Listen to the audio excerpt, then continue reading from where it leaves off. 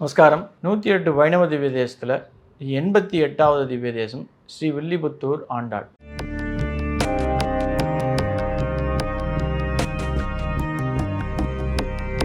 ரகசிய உண்மை நேயர்கள் அனைவருக்கும் என்னுடைய அன்பான வணக்கங்கள், வாழ்த்துக்கள். அடியார்கள் வாழ, ரங்கன் நகர் வாழ, ஷடகோப்பன் தன் தமிழ் நூல் வாழ, கடல் சூழ்ந்த மண்ணுலகம் வாழ, மணவாள மாமுனியே இன்னும் ஒரு 100 ஆண்டு வாழியே. அந்த கோயிலில் வடபத்ர சாயி உண்டு, பெரியாழ்வாருக்கு தனி சன்னதியும் உண்டு. அதே போல் ஆண்டாள், ரங்கமன்னார், கருடாழ்வார் அவர்களுக்கும் சன்னதி உண்டு. ஆனால் இன்றைக்கும் யாரை கேட்டாலும் ஸ்ரீவில்லிபுத்தூர் ஆண்டாள் அப்படின்னு தான் அந்த கோயிலுக்கு பெரிய பேரும் உண்டு. அப்படி அழைச்சா தான் எல்லாருக்கும் தெரியவும் போகணும். இதுதான் கோயிலுடைய சூட்சமங்களில் ரொம்ப முக்கியமான ஒரு விஷயம். யார் பேரை வச்சு அந்த கோயில் ஒவ்வொருத்தராலும் நினைவுபடுத்தப்படுகிறது, அழைக்கப்படுகிறது, அப்படி தான் நம்ம தெரிஞ்சுக்கணும். அந்த சூட்சமங்களில் உள்ளடக்கிய ஒரு விஷயம். பெருமாள் பெரிய பெருமாளாக இருந்தால் கூட, சாக்ஷாத் ரங்கமன்னாராக இருந்தாலும், வடபத்ர சாயும் உண்டு சைன கோலத்தில். ஆழ்வார்களில் ரொம்ப வசதி, ரொம்ப முக்கியம் பெரியாழ்வார். அவள்லாம் இருந்தால் கூட, ஆனால் ஆண்டாளுக்கு தான் அங்கே பிரதானம் உண்டு, முக்கியத்துவம் உண்டு.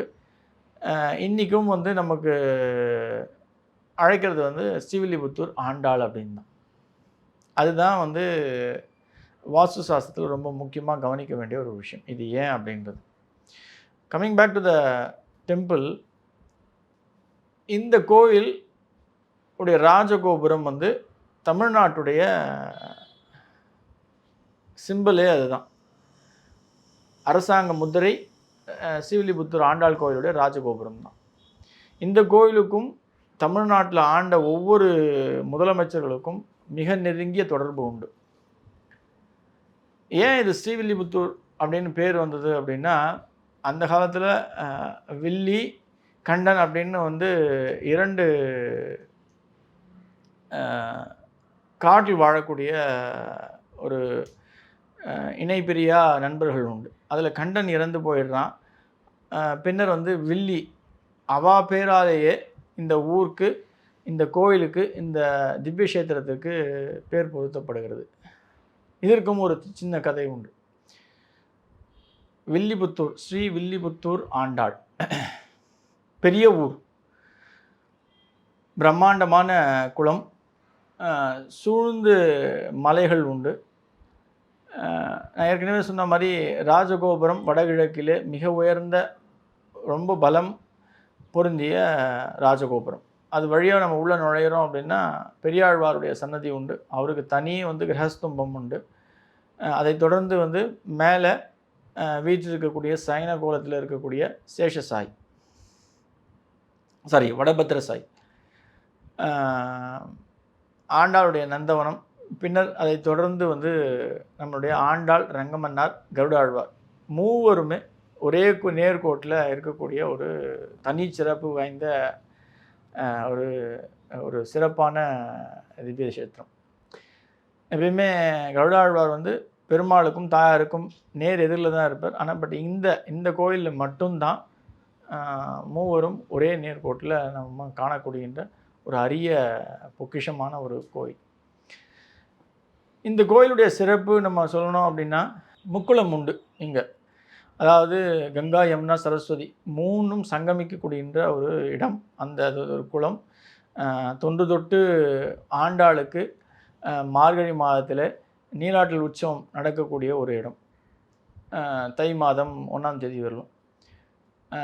அங்கே தான் அந்த வாசனை தைலம் பிரசித்தி பெற்ற வாசனை தைலம் தரப்படுகின்ற ஒரு விஷயம்.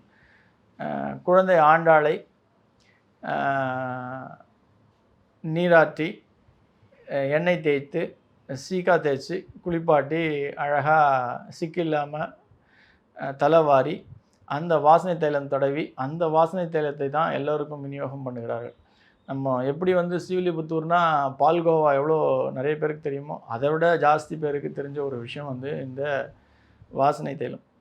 அவ்வளோ சக்தி வாய்ந்தது, பல அரிய விஷயங்களை உள்ளடக்கியது. அந்த தைலம் நீங்கள் வருஷத்துக்கு ஒரு முறை, நான் சொல்லக்கூடிய அந்த மார்கழியிலேருந்து தை மாதத்துக்குள்ளே நடக்கின்ற அந்த நீராட்டல் உற்சவத்தில் போய் நீங்கள் கலந்து அந்த எண்ணெயை தடவிக்கிறீங்க அப்படின்னா அது வந்து உங்களை நோய்களிலிருந்து காப்பாற்றி ஒரு நல்ல வாழ்க்கையை கொடுக்கும்.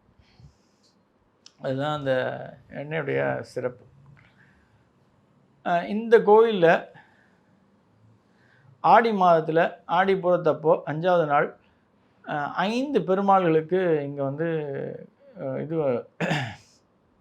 கடு சேவை உண்டு. ஒன்று இங்கே இருக்கக்கூடிய வீட்டில் இருக்கக்கூடிய நம்ம சைன கோலத்தில் இருக்கக்கூடிய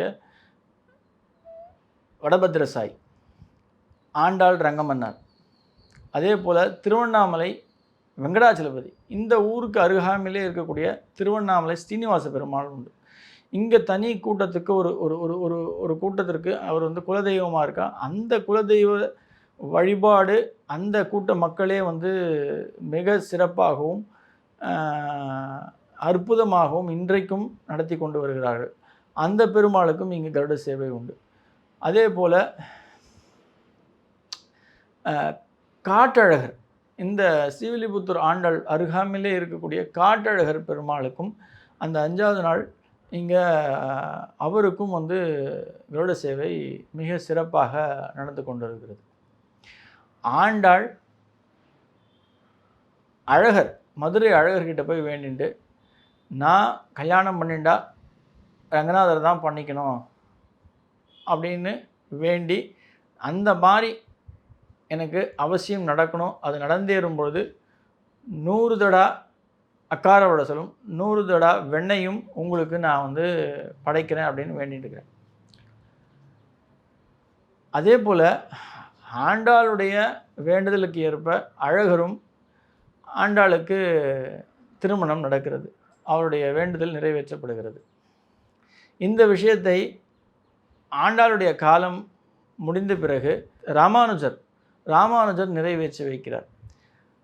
ஆண்டாள் வேண்டிண்டா தன்னுடைய கல்யாணம் நிறைவேறின பிறகு 100 அண்டா அக்கார வடசலும் 100 அண்டா வெண்ணையும் அழகருக்கு படைப்பதாக, அதை அவள் ஏதோ காரணம் முடியாததால் அவள் காலம் முடிந்த பிறகு நான் இதை நிறைவேற்ற வேண்டிய கடமை எனக்கு உண்டு என்று நினைத்து அதை நிறைவேற்றுகிறார்.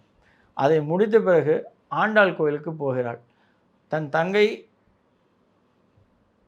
இந்த விஷயத்தை நான் முடித்து விட்டேன் என்று ஆண்டாளுடன் கூறும்பொழுது, ஆண்டாள் ஒரு படி காலை நீட்டி என் கோயில் அண்ணா வாரும் என்று சொல்லி தன் அண்ணனை அழகாக அழைப்பாள். அவ்வாறு அழைக்கும் பொழுதுதான் இந்த கோயிலில் மட்டும்தான் 2 கோபுரம் உண்டு. ஆண்டாள் சன்னதியும் உண்டு. ராமானுஜர் அழைக்கக்கூடிய என் கோயில் அண்ணனே வாருங்கள் அப்படின்னு அழைக்கக்கூடிய அந்த தருணத்திற்கு ஒரு தனி கோபுரமும் உண்டு. அவ்வளோ சிறப்பு வாய்ந்த ஒரு விஷயம் வந்து ஸ்ரீவில்லிபுத்தூர் ஆண்டாளில் இன்றைக்கும் விமர்சையாக அமைக்கப்பட்டிருக்கிறது.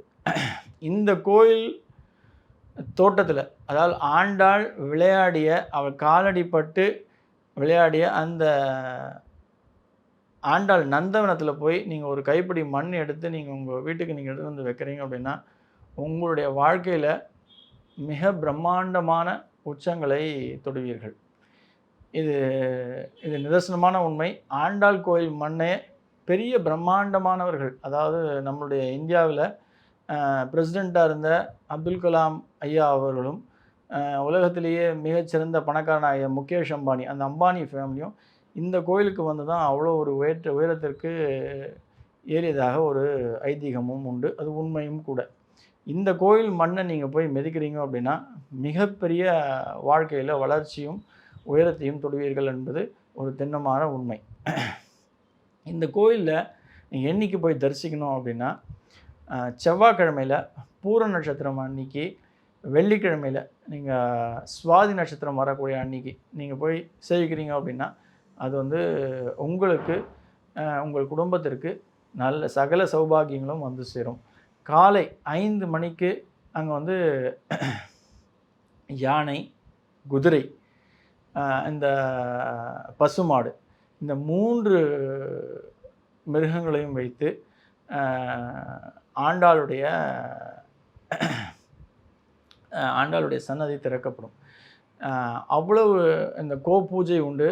அதே போல் இந்த குதிரைக்கும் பூஜை உண்டு, யானைக்கும் பூஜை உண்டு. இந்த விஷயங்கள் நடந்தேறிய பின்னு ஆண்டாளுடைய சன்னதி திறக்கப்படும். இதை நீங்கள் பார்க்கிறீர்கள், கண்டு களிக்கிறீர்கள் அப்படின்னா நிச்சயமாக உங்களுடைய வாழ்க்கையில் பெரிய மாற்றம் ஏற்படும். அதுவும் செல்வம் அப்படின்றது வந்து அபரிவிதமாக உங்களை வந்து சேரும் என்பது எந்த ஒரு ஐயமும் சந்தேகமும் கிடையாது. இந்த கோயிலுக்கு நீங்கள் போய் தரிசிச்சுட்டு வாங்க. அதுக்கப்புறம் உங்கள் வாழ்க்கையில் என்ன உயரத்துக்கு நீங்கள் போகிறீங்க அப்படின்றது உங்களாலே நினச்சி பார்க்க முடியாது. இதை நான் உறுதியாக சொல்கிறேன். நன்றி. ஆழ்வார் ஆச்சாரியன் எம்பெருமானார் ஜீயர் திருவடிகளே சரணம். ஆண்டாள் சொக்கலிங்கம் திருவடிகளே சரணம் சரணம் சரணம்.